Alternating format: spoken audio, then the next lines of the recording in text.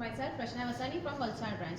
આજે આપણે જોઈશું DG1ની એપ્લિકેશનમાં ઇન્વેન્ટરી ટર્ન કરીને જે ઓપ્શન આવે છે, ફીચર આવે છે, એના માટે આપણે વાત કરીશું.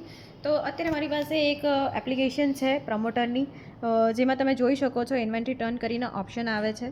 તો એમાં આપણે જવાનું રહેશે. તો આ રીતે કંઈ ડિસ્પ્લે થશે. એમાં અત્યારે મારી પાસે હાયર બ્રાન્ડનું મેં સિલેક્ટ કર્યું છે. તો એમાં બધા જ મોડલ્સ આવી જશે. પહેલાં તો જે આપણા સ્ટોકમાં છે કે વેરહાઉસમાં છે એ રીતે આવશે.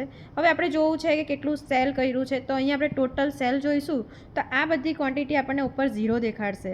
પછી જેમ જેમ આપણે સેલ કર્યું હશે એમ એમ આપણને દેખાડશે અહીંયા. તો જે ક્વોન્ટિટી આપણે સેલ કરી છે લાસ્ટ 2 મંથમાં એ તમને બધું જ અહીંયા ડિસ્પ્લે થશે. જેવી રીતે તમે અહીંયા જુઓ છો ઉપર સેકન્ડ મંથ, કરંટ મંથ. હવે આ મહિનામાં શું સેલ કર્યું છે એ પણ તમે અહીંયા જોઈ શકશો.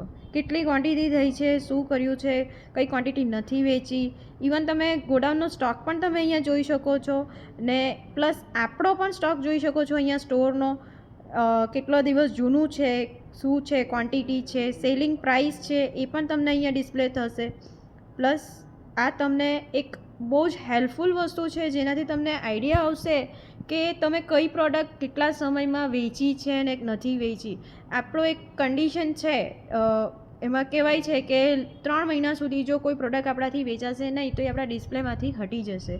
તો આ એના માટે ઘણું સારું ફીચર છે કે આપણે ઇમિડિયેટલી ચેક કરતા રહીએ છીએ. તો આપણે એ પ્રોડક્ટને ફોકસ કરીને આપણે અલાઇન કરી શકીએ છીએ. આમાં આ બધા પ્રોડક્ટ્સ છે જેમાં 0 દેખાડે છે તો આપણે એના પર ફોકસ કરીને કરવું જોઈએ. એટલે ઘણું સારું બેનિફિટ થઈ શકે છે આ ફીચરનું, જે આપણે યુઝ કરવો જોઈએ રેગ્યુલરલી ને આપણા માટે એ